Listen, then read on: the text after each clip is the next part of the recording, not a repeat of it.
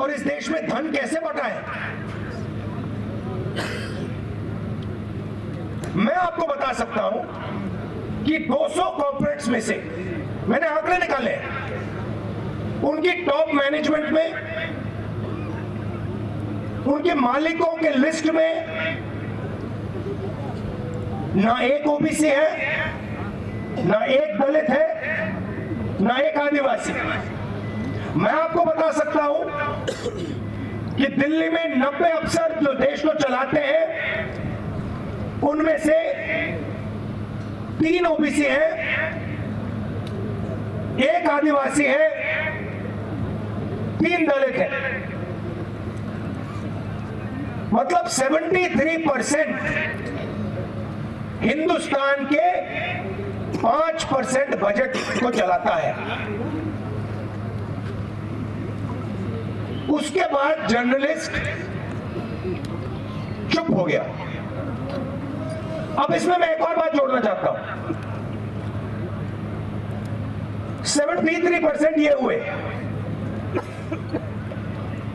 उसमें गरीब general caste के भी लोग हैं। ये नहीं है कि इस देश में गरीब जनरल कास्ट के लोग नहीं हैं, वो भी आपको नहीं मिलेंगे। अदानी जी की कंपनी में जाइए, मुझे दिखा दीजिए कौन सा गरीब व्यक्ति, जनरल कास्ट का गरीब व्यक्ति उसमें घुस सकता है।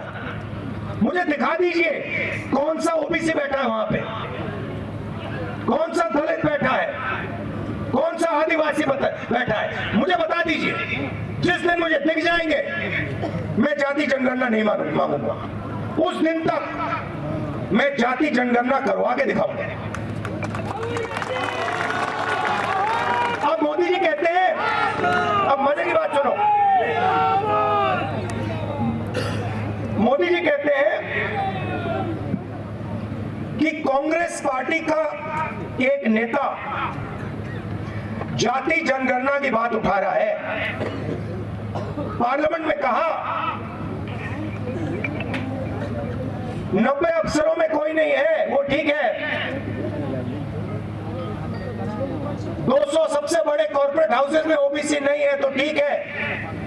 नरेंद्र मोदी हिंदुस्तान का प्रधानमंत्री तो ओबीसी है।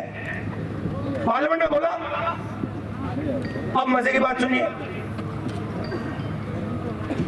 जिस दिन मैंने जाति जनगणना की बात की, उस दिन के बाद नरेंद्र मोदी ने अपने भाषण में कहा कि इस देश में कोई जात नहीं है, सिर्फ 2 हैं, एक गरीब है और एक अमीर है। आपने सुना भाषण, सुना उनका? ये बात सुनी ना कि देश में सिर्फ 2 जात है। तो सबसे पहला मेरा सवाल नरेंद्र मोदी जी से,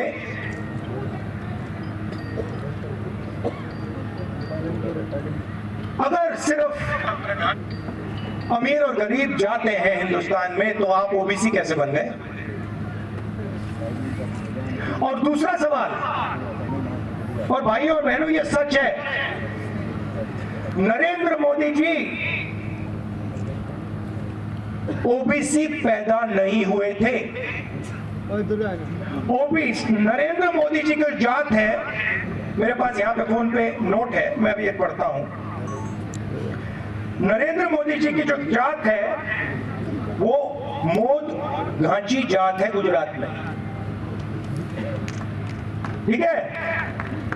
ये जात 2000 में गुजरात सरकार ने ओबीसी घोषित की थी। आपके प्रधानमंत्री ओबीसी जात के नहीं थे। 2000 में बीजेपी की सरकार ने गुजरात के घांची जात को ओबीसी घोषित किया है। आपके प्रधानमंत्री जनरल कास्ट के आदमी हैं।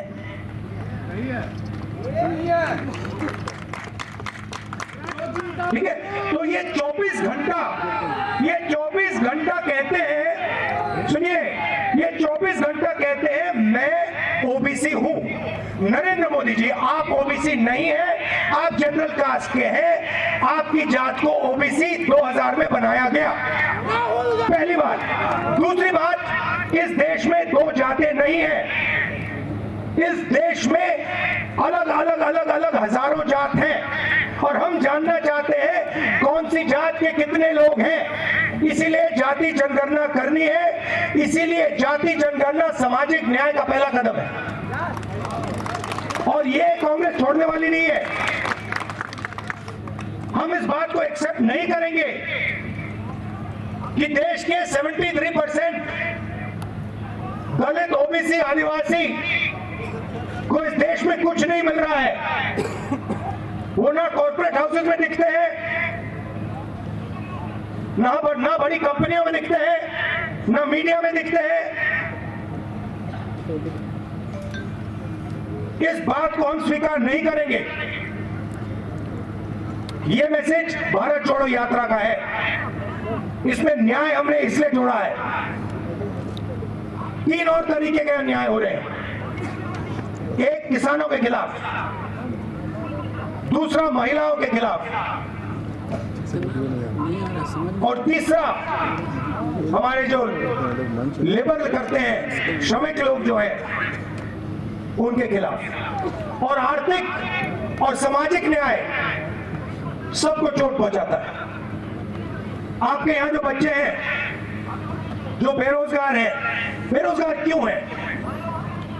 क्योंकि अदानी जी को देश की पूरी पूंजी पकड़ाई जा रही है, एक के बाद एक। एयरपोर्ट, पोर्ट्स, इंफ्रास्ट्रक्चर, सड़कें, सारा का सारा माल उनको दिया जा रहा है। ये आपका है, आपकी पूंजी है।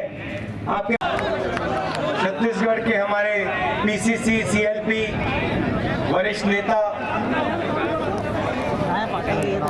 इंचार्जेस, हमारे कार्यकर्ता, भाइयों और बहनों, आप सबका यहाँ बहुत बहुत स्वागत, नमस्कार। कैसे आप लोग? तो 1 साल पहले हमने यात्रा शुरू की थी, भारत जोड़ो यात्रा। कन्याकुमारी से कश्मीर तक है। वे शांत हो जाए।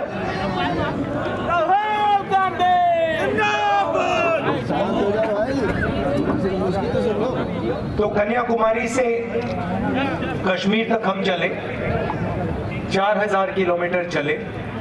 और उस यात्रा का लक्ष्य, जो बीजेपी, आरएसएस देश में नफरत फैला रही है, हिंसा का माहौल बना रही है, उसके खिलाफ खड़े होने का।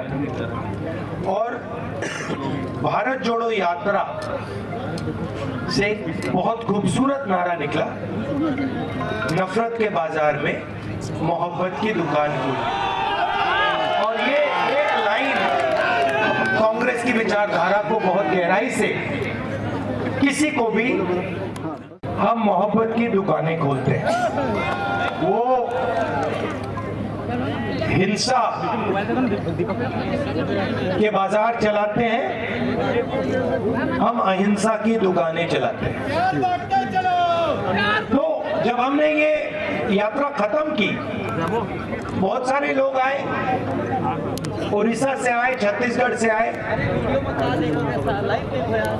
बंगाल से आए। उन्होंने कहा देखिए आपने साउथ से नॉर्थ कर दिया, मगर बाकी प्रदेशों का क्या होगा? छत्तीसगढ़ का क्या होगा? झारखंड का क्या होगा? बिहार का क्या होगा? उड़ीसा का क्या होगा? आपको दूसरी मोदी ने पब्लिक नहीं की है, मगर कहा जाता है 50 से 55% पिछड़े वर्ग के लोग, 15% दलित है, 8% आदिवासी। कितने हुए बताओ? 50, 15 और 8 कितना हुआ? 73। तो मैंने उनसे पूछा भैया आप मुझे आप बताओ, अगर 73% को कुछ मिलेगा नहीं, उनकी आवाज ना मीडिया में है, ना हिंदुस्तान के सबसे बड़े 200 कॉर्पोरेट में है, ना पीएमओ में है। दलितों को हक मिलना चाहिए, आदिवासियों को हक मिलना चाहिए, क्या इससे देश नहीं बट रहा है? सवाल पूछा। तो मैंने इससे दूसरा सवाल पूछा। मैंने कहा भैया आपका सवाल बहुत अच्छा है, जवाब देने से पहले मैं आपसे सवाल पूछना चाहता हूँ। पूछ सकता हूँ? कहते हैं हाँ जी पूछिए। मैंने कहा ये जो आपकी पूरी प्रेस कॉन्फ्रेंस है, दूर दूर से आपके रिपोर्टर्स आए हैं, कैमरामैन आए हैं, आपके मालिक हैं, पूरा सिस्टम है। इस सिस्टम में कितने दलित, कितने आदिवासी, कितने पिछड़े? नेशनल मीडिया में कितने अखबारों के मालिक पिछड़े वर्ग के हैं, कितने मालिक दलित वर्ग के हैं, कितने मालिक आदिवासी वर्ग के हैं? मैंने उससे पूछा, चुप हो गया, एक शब्द नहीं बोल पाया। तो मैंने उनसे कहा देखिए 50% कम से कम पिछड़े वर्ग के लोग हैं,